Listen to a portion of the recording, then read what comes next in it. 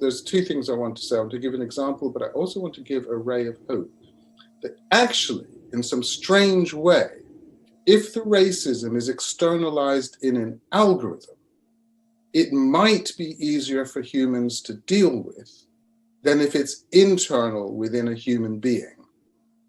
But you can say, it's not me, Gov. Look, it's this algorithm is racist.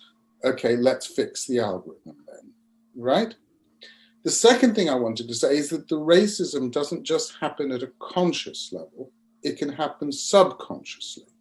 So there's an example with Twitter that it deployed an algorithm that in an image with a bunch of faces in it, it would automatically zoom in on the most important face and use that. That's, for example, if you wanted an image for your own home screen, this is the image you wanted. And what one Twitter user, actually, a complete random person, found was that it was systematically biased towards white people. It would pick out white people. And they did an excellent example of put together a joint image of Obama and Mitch McConnell. And Mitch McConnell, who's the leader of the Senate, the Republican leader in the Senate. And the algorithm invariably picked Mitch McConnell, who's white, over President Obama. And Twitter said that they had vetted this algorithm for racial bias, and they hadn't found this effect.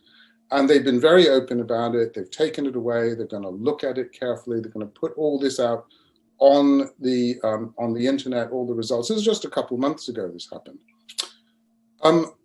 But the second thing that's interesting about this is the reason it came about is because they based their algorithm on the findings of this psychological process called eyeball tracking, where you present two images to somebody in your laboratory, and you see where their eyeballs focus. And there's, you can, with these cameras, you can check that on the screen.